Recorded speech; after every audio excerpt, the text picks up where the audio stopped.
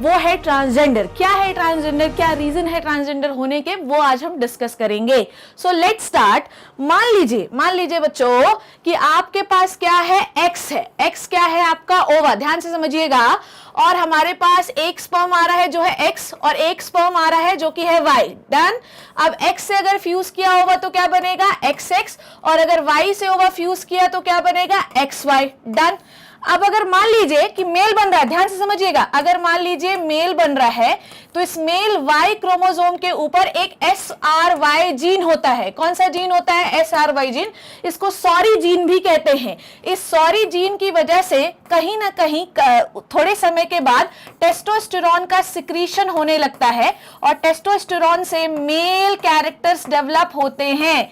याद रखना है ये चीज कि मेल कैसे बनते हैं, क्योंकि वाई पर एक सॉरी जीन है जिसकी वजह से टेस्टोस्टेरोन सिक्रीट होगा 8 हफ्ते के बाद आफ्टर द फर्टिलाइजेशन, और मेल बनेगा। ऐसा कोई वाई क्रोमोसोम फीमेल के पास है ही नहीं, तो कोई सॉरी जीन नहीं है। सॉरी जीन नहीं होगा तो टेस्टोस्टेरोन नहीं बनेगा, सारी फीमेल डक्ट खुली हुई होंगी और फीमेल का फॉर्मेशन होगा आफ्टर द 8 वीक्स। 8 वीक के पहले फर्टिलाइजेशन के कुछ समय के बाद हम इन्हें प्रोगोनाइड्स कहते हैं। आप पता नहीं लगा सकते कि मेल है कि फीमेल है। जब सॉरी जीन अपना एक्सप्रेशन देगा तभी मेल बनेगा, और सॉरी जीन जब नहीं देगा तो फीमेल बनेगा, क्योंकि फीमेल के पास तो सॉरी जीन नहीं है।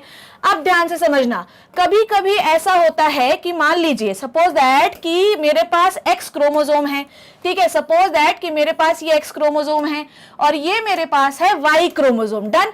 अब इस वाई का ये वाला हिस्सा टूट के अगर यहां पर आ जाए, ये वाला वाई क्रोमोसोम है, ये XX क्रोमोसोम है, अगर ये वाला हिस्सा टूटकर इसके पास आ जाए तो अब आपकी जो फीमेल है, ध्यान समझो, अब आपकी जो फीमेल बनेगी उसके पास कैसे कैरेक्टर डेवलप हो जाएंगे, उसके पास डेवलप हो जाएंगे फीमेल के कैरेक्टर, उसके पास डेवलप हो जाएंगे मेल के कैरेक्टर। डन। ये टूटकर यहां आ गया तो फीमेल डेवलप होगी पर कैरेक्टर किसके आ जाएंगे, मेल के। ये एक कारण है ट्रांसजेंडर बनने का कि आपकी बॉडी फीमेल है, ठीक है, पर जेनेटेलिया कैसा बन गया, जो सेक्सुअल ऑर्गन है वो कैसे बन गए, मेल के बन गए, क्योंकि टुकड़ा वाई का टूटकर आ गया। ठीक। दूसरा कारण क्या है, हो सकता है कि आपके पास एक वाई क्रोमोसोम एक्स्ट्रा हो गया हो सकता है कि आपके पास 2 वाई क्रोमोसोम एक्स्ट्रा हो गए हो, तो फीमेल की बॉडी है पर मेल के कैरेक्टर है।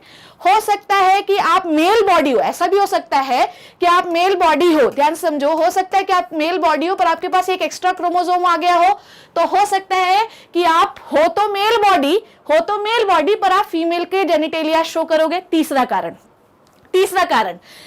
कारण यह है कि जो मेल का ब्रेन रहता है वो अलग टाइप का होता है, उसका सेरिबेलम ये सब कुछ बड़ा होता है, जबकि जो फीमेल होती है उनका सेरिब्रम दोनों छोटा होता है। अब कई बार बच्चे का जब जन्म होता है तो पूरी बॉडी मेल की है, पर कुछ समय के बाद उसको ये लगता है कि वो फीमेल जैसा फील कर रहा है, तो कोई गलत बात नहीं है इसमें।